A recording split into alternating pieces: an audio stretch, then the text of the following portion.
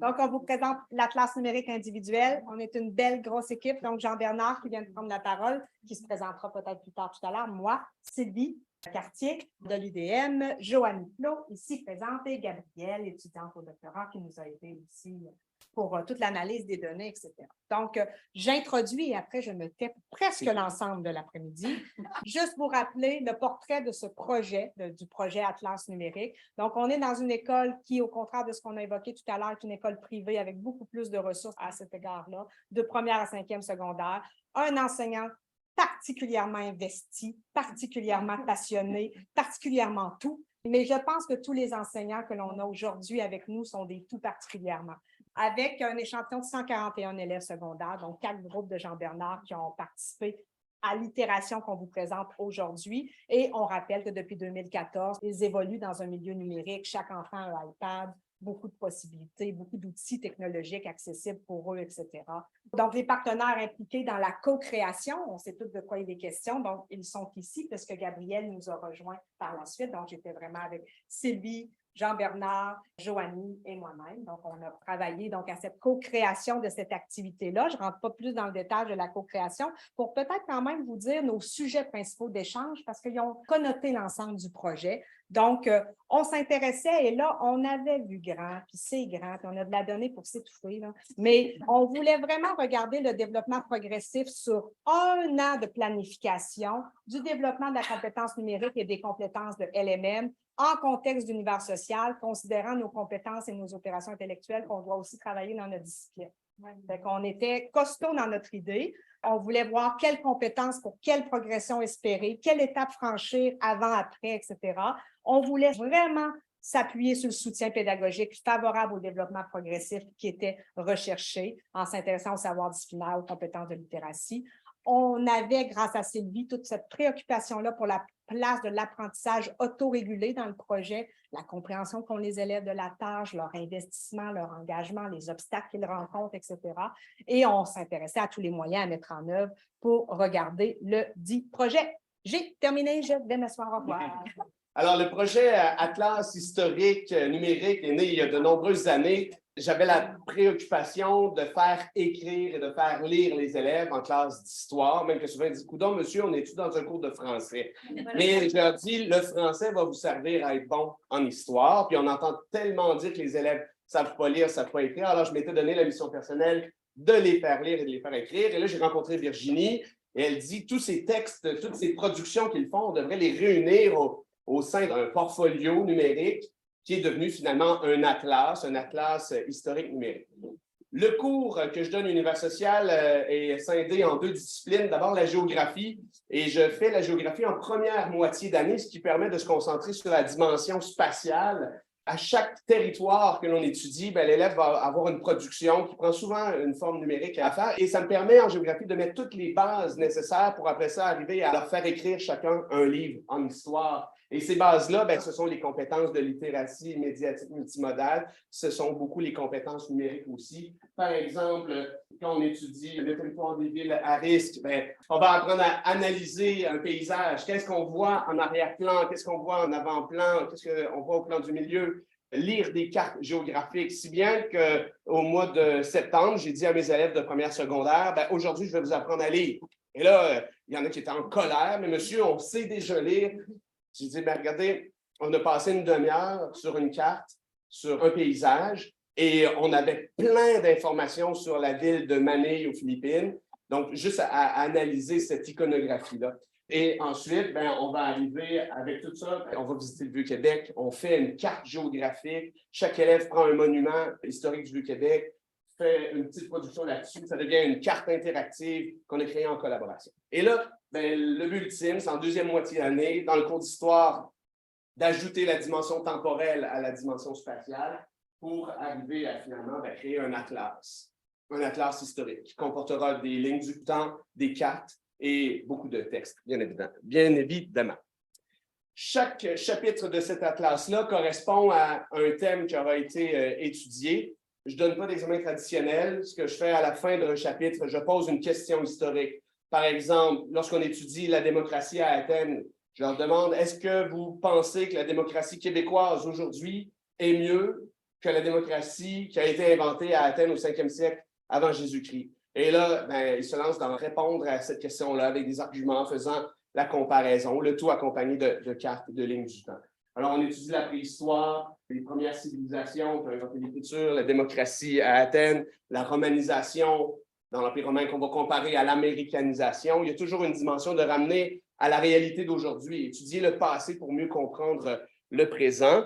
En toute fin d'année, l'évaluation finale, c'est de regrouper les 5 chapitres que les élèves auront rédigés, d'ajouter une introduction qui reprendra l'essentiel des informations qu'on a vues pendant l'année, de faire une conclusion où l'élève rappellera les héritages de chaque société qui a été étudiée et qu'on a aujourd'hui. Tu sais, en français, là, ils ont étudié la 4e de couverture, la page couverture. Là, je leur dis, faites-en une table des matières. Et là, les élèves font réellement un livre numérique. Et pour y arriver, en fait, plusieurs tâches ont été confiées aux élèves. On leur a demandé, en fait, d'effectuer des tâches de recherche d'informations, de repérage de documents historiques, à la fois des documents textuels, iconographiques, des documents évidemment multimodaux, de production de vidéos, écrire des textes, partager l'atlas à l'enseignant et effectuer une autorégulation de leur processus, une autocorrection de leur production.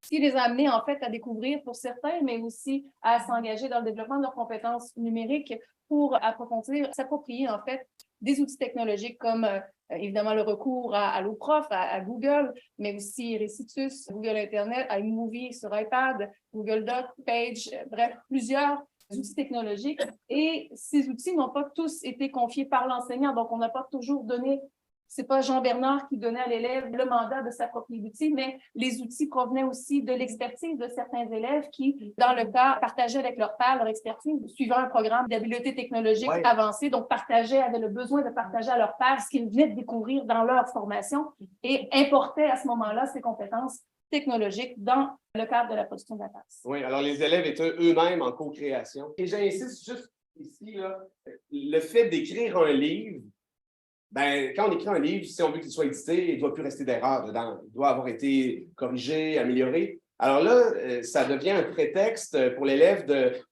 Moi, je souligne les fautes, oui, de français, mais les erreurs aussi historiques. Et là, l'élève, quand il reçoit sa copie, il veut l'améliorer. Alors, il y a un retour, il se prend en main dans ses apprentissages. Et lorsqu'on arrive pour écrire le chapitre 2, souvent, il va se référer à ce qu'il avait fait dans le premier chapitre. Au chapitre 3, juste pour ajouter à la multimodalité de tout ça, c'est le chapitre 4, c'est une vidéo qui a été faite, puis dans le livre, il y a un lien cliquable qui nous amène vers la vidéo que l'élève a faite. Pour y arriver, là, il y a une foule de ressources qu'on va utiliser. On lit une bande dessinée qui est une fiction historique où les dessinateurs ont eu une préoccupation de dessiner Athènes au 5e siècle avant Jésus-Christ, mais dans une reproduction. On lit une bande dessinée numérique, mais en fait, Jean-Bernard fait une production théâtrale de la bande dessinée numérique. Mais je le vois justement. Chaque élève a une copie de la BD. J'en fais une lecture dynamique, disons, des fois pour les personnages. C'est un roman graphique qui ne serait pas accessible à des élèves de première secondaire, mais en faisant une lecture, des discussions, finalement, ça rend accessible. Mais là, qu'est-ce qu'on fait? Un peu comme dans l'exposé juste avant, on travaille la lecture de l'image constamment, ce qui fait qu'après, lorsqu'on arrive pour analyser des documents historiques comme l'étendard d'eau, c'est des pictogrammes, les élèves arrivent à identifier le roi, qu'est-ce qui se passe, et ils réussissent à faire une analyse de documents historiques, même chose avec des documents sur le Moyen-Âge. Alors, on travaille ça beaucoup, ça devient des sources d'information en histoire, et l'interprétation qui en est faite, après, l'élève la fait dans les travaux qui sont demandés. Donc, en fait, on va maintenant vous présenter quelques constats, quelques observations de manière brève, mais tout de même, avec ce projet d'atlas historique numérique, d'atlas individuel, on a d'ailleurs permis aux élèves, en fait, ce fut une opportunité pour eux de travailler à la fois, oui, par la structure de l'atlas, par les différents chapitres, la démarche historique, les compétences en histoire et éducation à la citoyenneté, les compétences en littératie multimodale, les compétences en littératie informationnelle et évidemment le recours à la compétence numérique. Je vais laisser Jean-Bernard parler de démarche historique et de compétences historiques. Oui, parce que là, on fait du pouce sur ce qu'on disait tout à l'heure. Ah, excusez-moi. OK. Bon, qu'est-ce qui arrive, là? C'est magique comment tout s'imbrique. Tu sais, quand on écrit un texte, on fait une introduction, un développement et une conclusion. C'est la structure de la classe historique, c'est la structure de chacune des parties de ce livre-là. Puis, dans la démarche historique, On se pose des questions, on cerne une problématique, ça correspond à l'introduction. Quand on recherche puis qu'on fait de l'analyse de documents, on synthétise les infos. Bien, ça correspond à notre développement. Le but de la démarche historique, finalement, c'est de mieux comprendre la société dans laquelle on vit. Bien, ça se trouve avec la conclusion et ça correspond aux 3 compétences disciplinaires qui sont à développer en classe d'histoire. Et en plus de ça, bien, à chacune de ces étapes-là, on travaille les compétences de la littératie informationnelle. Oui, tout à fait. C'est ta spécialité à Bon. toi. En fait, je vais juste faire un petit détour par la littératie médiatique multimodale juste avant, si Oui. tu me le permets.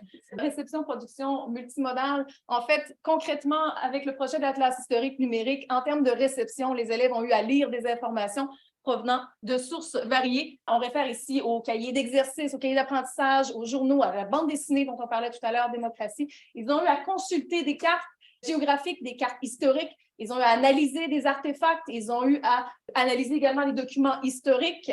Donc, à ce moment-là, ils ont travaillé à la fois la réception d'illustrations, la réception textuelle.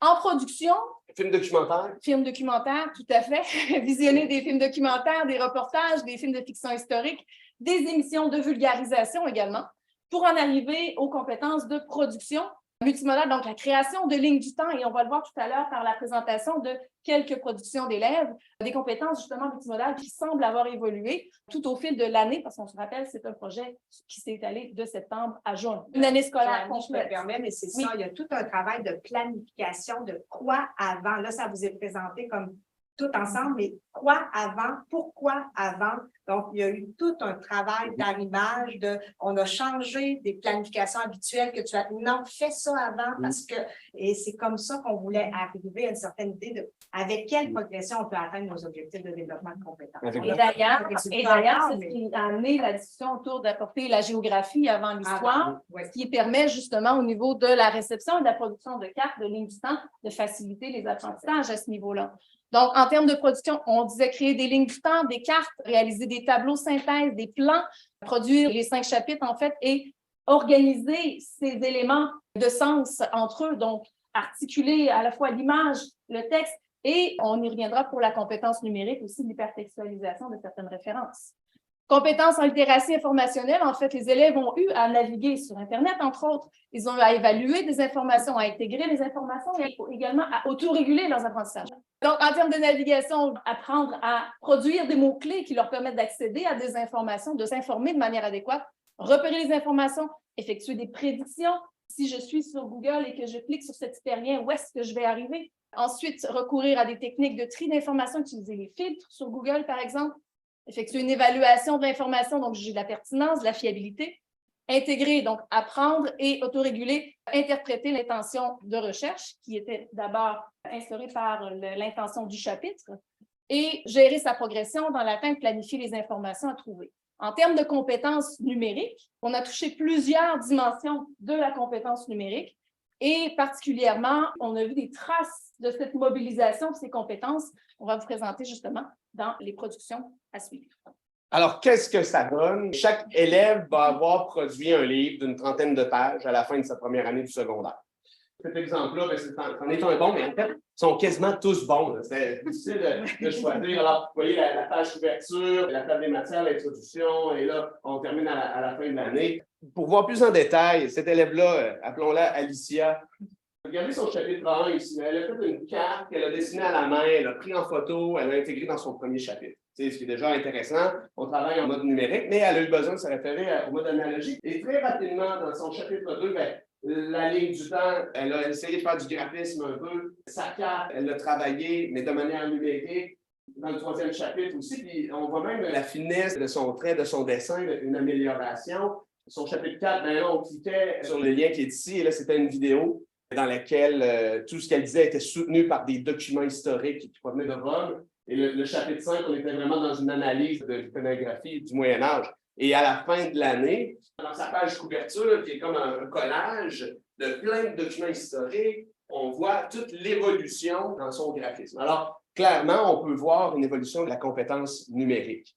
Le problème, on n'a pas été capable nécessairement de la qualifier, de la quantifier, mais on le voit dans plusieurs projets. C'est une évolution volontaire, parce que Jean-Bernard exige une carte, exige une ligne du temps, mais ne dit pas sur quel support, de quelle manière. Alors, c'est l'élève qui lui-même se met à progresser dans sa compétence à force de voir, de modéliser Et de collaborer. et de collaborer. Parce qu'en fait, comme on le disait tout à l'heure, il y a eu un apport des pairs pour l'apprentissage, pour le développement de l'apprentissage. Plusieurs productions en début d'année ne présentaient, par exemple, aucune hypertextualisation. Plus on progressait dans l'année, plus on la voyait apparaître à la fois pour les sources et éventuellement pour des documents comme on présentait tout à l'heure. Donc, qui est sur l'image pour en arriver à une modélisation, à une vidéo, bref. Et si je regarde Jacob, il est resté, ça, papier, crayon, il est resté fidèle du début de l'année à la fin de l'année. Il y a eu une tentative là, de colorier. Là, mais quand on analyse son travail d'une autre manière, ben, c'est un élève qui cite ses sources d'information très, très bien, l'auteur, le titre, la date de consultation, le site Internet. Alors, ce n'est pas les mêmes dimensions de la compétence numérique qui ont évolué chez lui, mais il a fait une page de couverture très, très traditionnelle, mais on voit quand même une évolution des compétences numériques chez lui. On a conduit durant l'année scolaire, à 3 moments de l'année scolaire, des entretiens focalisés avec les élèves pour réussir à aller chercher quelques données par rapport notamment à l'autorégulation, aux tâches qui étaient remises, à la perception de la tâche, à l'interprétation des élèves de la tâche. On a également exploré tout ce qui concernait la littératie informationnelle dont on parlait tout à l'heure et les compétences en littératie médiatique multimodale. Voici quelques extraits, en fait, des propos des élèves lorsque les questions leur étaient posées, notamment par rapport à la compréhension de la tâche, aux activités de collaboration qui n'étaient pas toujours faciles dans les équipes. Certaines équipes parlaient parfois de sabotage. Voilà. Il a effacé et voilà. Et il a effacé tout le document, il a fallu recommencer. Ou ma collègue a mis le diaporama en rose fluo et là, il fallait tout recommencer. Bref, on a eu aussi quelques écoutes par rapport à la collaboration. Oui, mais ça se fait faisait l'apprentissage du processus tantôt de manière individuelle, tantôt de manière collaborative. Toujours est-il que on a des témoignages, l'extrait 3, par exemple, dans le montage, il fallait ajouter des images par-dessus, et ça, je ne savais pas comment le faire, et je l'ai appris. L'élève témoigne de ça. Pour la collaboration, c'était le fun parce que tu pouvais consulter tes amis quand tu en avais besoin. Tu sais, pas leur demander c'est quoi la réponse, mais juste si eux, ils ont mieux compris la matière que toi, ils peuvent te l'expliquer un petit peu. Hey, mais c'est incroyable comment moi, ça m'a déchargé. Es-tu capable de se l'expliquer un peu? Excellent. Ce qui nous amène, en fait, à faire le bilan et quelques constats. C'est notre dernière diapositive, justement. Oui. Un bilan, en fait, très positif, tourné à la fois vers les compétences développées et, bien sûr, avec une certaine modestie, une certaine réserve, une observation du développement de compétences en univers social, en littératie médiatique multimodale, mais également en littératie numérique informationnelle. Des points forts, une progression des apprentissages selon des intentions qui sont balisées. C'était un projet qui était signifiant pour les élèves. On parlait tout à l'heure de destinataires, de se préoccuper justement de la qualité de la production pour en arriver à produire quelque chose dont les élèves seraient fiers. Une prise en compte de l'autorégulation dans l'apprentissage, des améliorations possibles justement par rapport à cette autorégulation, une bonification de la prise en compte de l'autorégulation de l'apprentissage, de l'évaluation contextualisée des apprentissages visés et une plus grande autonomie de la part de l'élève, donc qu'il prenne en charge un petit peu plus par lui-même le développement de ses apprentissages, de ses compétences et laisser plus de place à la créativité. Et si vous permettez, là, en terminant, l'interdisciplinarité avec le français devient essentielle. Souvent, les élèves ont le syndrome de la page blanche. Je dis, en français, tu as appris à utiliser des organisateurs textuels. Ah, je pourrais dire premièrement. Puis là, oups, ça commence. C'est parti. Tu dois m'illustrer tes propos. Ah, je pourrais dire par exemple. Oui, exactement. Voilà. Et là, j'utilise le même vocabulaire que le prof de français maintenant. C'est le premier aspect, deuxième aspect, troisième aspect. Et là, il y a des liens qui s'opèrent sans que j'aille à vraiment travailler trop avec l'autre prof. C'est juste que je me rends compte qu'enseigner l'histoire sans développer les compétences de littératie médiatique multimodale, c'est pratiquement impossible. C'est possible de le faire sans la compétence numérique, par contre, mais là, il y a vraiment une valeur ajoutée quand on l'intègre. Et toi, maintenant, tu le nommes. En fait, c'est que c'est impossible, mais plusieurs profs d'histoire ne savent pas qu'ils le font. Jean-Bernard le nomme maintenant à ses élèves, et le fait qu'il le nomme, pour moi, il aide la progression des apprentissages aussi, parce qu'ils savent qu'ils sont là-dedans, et lui en est conscient. Oh, quand on va faire la lecture multimodale, il ne se le dit pas à haute voix tout le temps, mais pendant qu'il lit sa BD, il sait très bien que là, il faut qu'il modélise la lecture d'image. Oui.